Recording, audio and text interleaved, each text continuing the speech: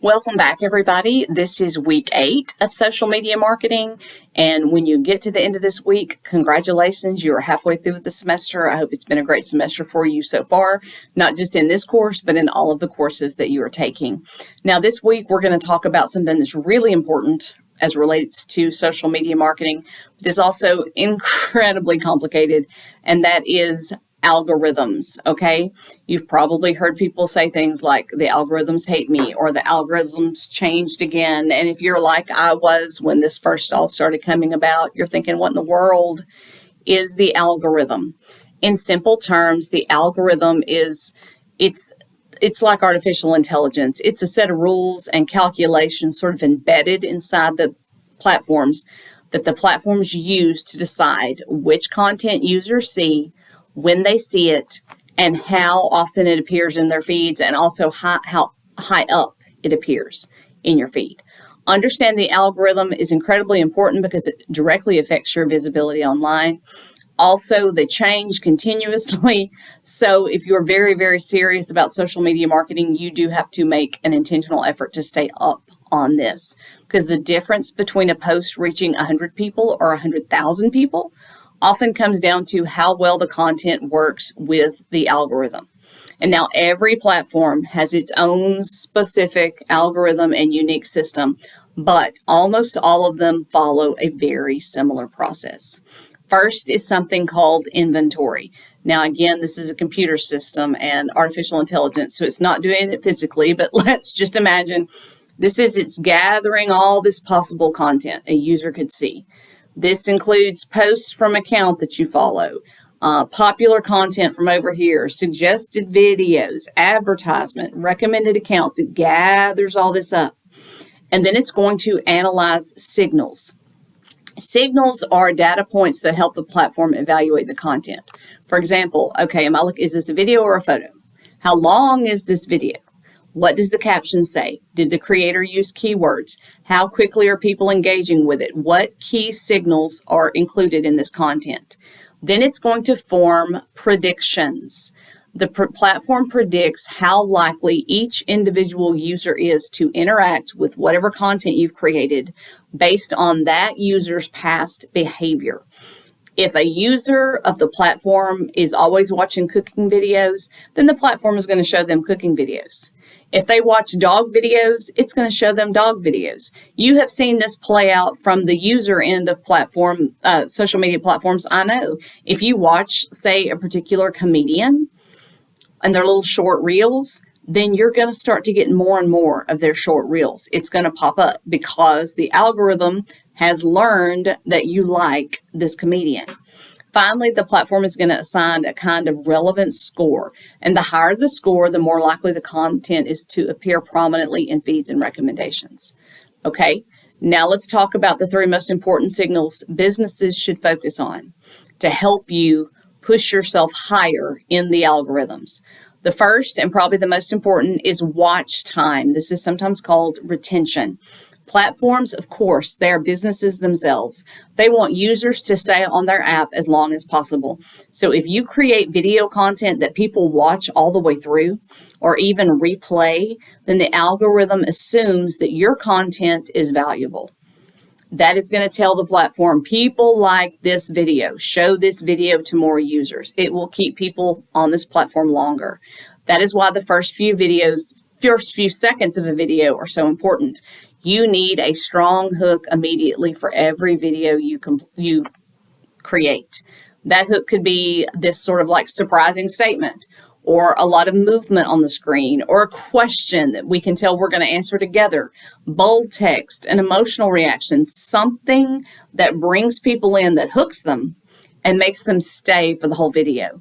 The second major signal that the algorithms pick up on is meaningful engagement, because not all engagement is equal. It's great if you have likes, that is helpful, but comments, shares, and saves are much more powerful in pushing you up in the algorithm. Why? Because they require more effort from the user. If someone takes the time and the emotional energy to share your content with a friend, the platform marks that down as valuable. If someone saves your tutorial to watch later, the algorithm interprets that as high quality content. They're going back to watch it later. That's why educational content often performs well, because it by its nature generates saves. If you've gone through how to do something and they've watched it and they want to come back and actually try later, they're likely to save your video. And the third important signal is relationship. Platforms prioritize content from people users interact with regularly. That means if somebody frequently comments on your post or responds to your stories, your future content is more likely to appear in their feed. Just like I talked about with the comedians. You're going to keep seeing the same people that you interact with over and over. This is why community building matters so very much in social media marketing, because it gives you a natural boost in the algorithm. Now, there's something important to consider and understand. Algorithms constantly evolve. That's why professional marketers stay informed through reliable sources. Now, you also need to understand, you find a lot of armchair social media people who have lots of rumors about the algorithms. Most major platforms have official blogs or newsrooms where they discuss updates and best practices. And that is a good place to go to get really good, valid information, okay? Because yes, they are a business, but part of their business is helping you with your business, because if you are successful and can keep people on their platform, then you've helped them be successful. So they do give you good updates and best practices. There are also industry websites and marketing publications that track platform changes and explain them in simpler terms. No matter how much the algorithms change, one thing is always going to remain consistent. Platforms reward content that keep users engaged. So user engagement is the thing to focus on in your social media marketing. Now let's shift into another major concept related to algorithms, and that's SEOs, or search engine optimization. Now, traditionally, SEO is referred to optimizing content for Google searches. But as we talked about in a past module, social media platforms, especially with younger audiences, are becoming more and more used as search engines themselves. People search directly inside the app for things like product recommendations, tutorials, restaurants, travel ideas, home improvement tips, fashion inspiration. That means your content needs to be searchable. You need to spend some time every now and then researching what are good keywords. You might have heard that come up if you're making a resume that's going to go on Indeed. Try to make sure you hit the keywords. This is the same concept, because it needs to recognize those words and pull it up. This is called social SEO. One of the easiest way to improve social SEO is through keyword-rich captions. Instead of putting a vague caption like, "Oh, I love this," use captions that clearly describe your content.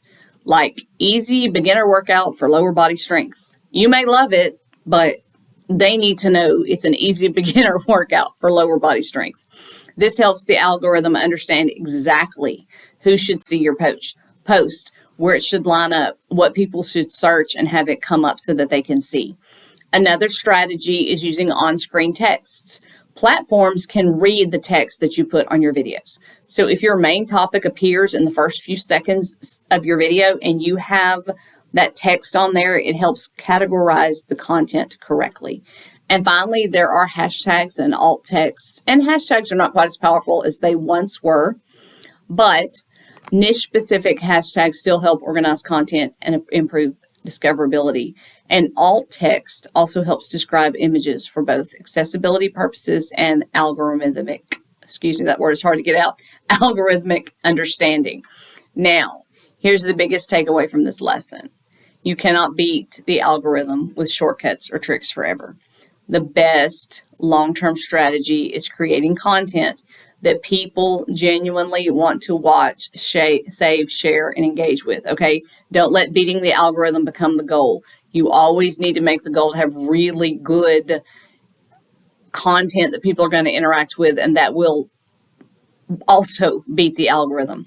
The algorithm's job is to keep users interested. If your content helps accomplish the goal, the platform is much more likely to promote it. So instead of trying to hack the algorithm, focus on strong hooks, valuable content, consistency, engagement, and searchability. And no matter how much the algorithms change, that should help keep you pushed toward the top. Okay? Now, just a couple of things this week. First, Shocker, there is no quiz this week, okay? However, your assignment is perhaps a little more involved than usual. You're going to be putting together a mid-semester marketing plan that you will continue building and refining throughout the course. This project will eventually help support your final marketing plan at the end of the semester. So make sure that you give yourself enough time to do this correctly. I'll go ahead and tell you now, if you fill this out correctly and well and don't have a lot of edits and corrections that come your way, then about half of your final marketing project will be copy and paste from this. So try to make a good grade here and you'll be halfway done on your final marketing project, okay? Also, please check the midterm module and make sure you complete your midterm exam. The midterm exam should not be incredibly difficult for you if you have kept up with your quizzes and your assignments. It does require a lockdown browser. That is a college-wide, institution-wide requirement, is that all of our courses have at least 2 proctored exams, but this is such a project-based course that I do not want to bog you down in a lot of exam study, so it should be fairly simple, but you do need to complete it, okay? And let me know if you run into any trouble, and I will see you in week 9 when, again, you will be halfway done. Have a great week.